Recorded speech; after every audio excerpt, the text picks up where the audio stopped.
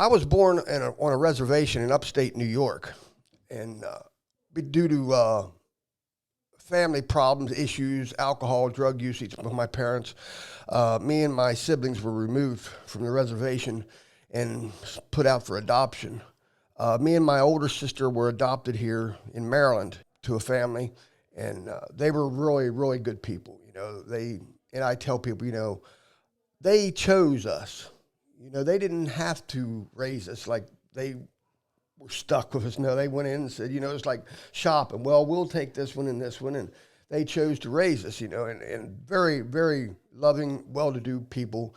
And they tried their best. But I think because of heredity and the way things were, me and my sister didn't turn out for the best.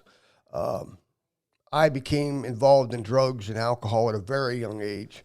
I ran away with the carnival when I was like 12 years old. And my parents, they came and got me, but I ran away again the next year. So they finally figured out, well, look, we'll let him work with the carnival during the summer, and he goes to school during the winter months. This worked out, for years. And then I had legal troubles, as a young kid. I was running with the wrong people, drinking, drugging, running with the wrong people, getting high. Small crimes, breaking in here, breaking in there. Eventually, I went to forester camp. From forester camp to training school. From training school to the state penitentiary to federal correctional institutions. I've been in and out, and it's mostly due to drug usage, stealing money. Methamphetamine and heroin are my drugs of choice. I've been on and off of them for years. I get on the meth, I geek for 6-7 days. When I start seeing the shadow people, it's time to come down. So I do the heroin, but I'm old school. I'm used to doing real heroin. The Fenny dope today scares me to death, because I've lost so many friends. We used to say we lost friends to heroin, but not like it is today. I mean, it's you can see someone, be with them today, and 2-3 days later find out they're dead. You just think they disappeared. Well, they didn't disappear, they died.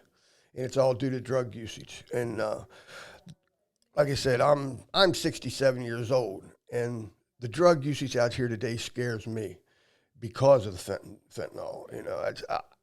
I don't indulge in it like I did. I've been clean now since December the 23rd. I'm going to IOP. I go to drug classes, but I'm homeless. When I got out of jail, I found out my sister had taken my mom and put her in a nursing home. Well, when she put mom in the nursing home, she sold the house. Everything in the house that I ever owned from the time I was 2 years old lived there. My truck, money, pictures, clothes, everything gone. I mean, there's not a day out here on the street that I don't think of something and say, well, man, I don't have that no more. It's gone. But now I'm struggling, but I'm working with people, but I'm clean. That's the good thing, being out here. And it's hard being clean out here because it's so easy just to relapse and say, well, just the heck with it. Let's just get high and forget about it. But today I'm clean, and tomorrow will take care of itself. As far as the Possibility Shop in Christine and Abby, they are two of the most caring and giving people that I've ever ran into. And when I come into the Possibility Shop, this peanut butter sandwich don't sound like much to people. But that's what, if I just tell people, well, my day's not right unless I have my peanut butter sandwich. But that's what life is out here. And it all comes from this shop right here, just a peanut butter sandwich and a bag of crackers or something. But it keeps you going. And then as far as the cosmetics, the clothes, there's just so many things, that they've helped me with. Well, I think Cumberland's they're on the right track with the syringe program, with the this shop here, and other things. They're loosening up a bit, but the homeless situation is just outrageous. I mean, I've been out here and I've been trying, and I have a fixed income. I can't afford to pay first month's rent, a security deposit, and a month's rent. For a $700 house, you're talking about $2,100 just to move in. And street people don't have that kind of money. And I'm one of the few street people that do have a fixed income. I have something.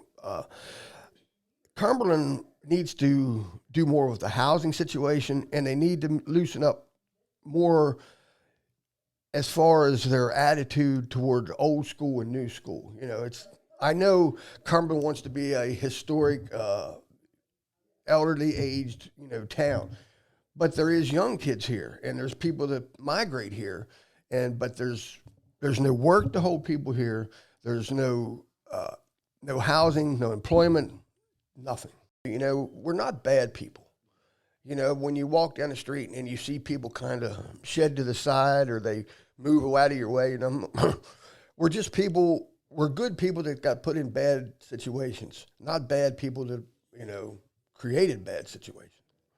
Of course, we've made mistakes. I've made mistakes. I've got a criminal past, but does that negate the good things I've done in life? I mean, should I not be punished for the rest of my life for things that I've done in the past? I just ask for a chance.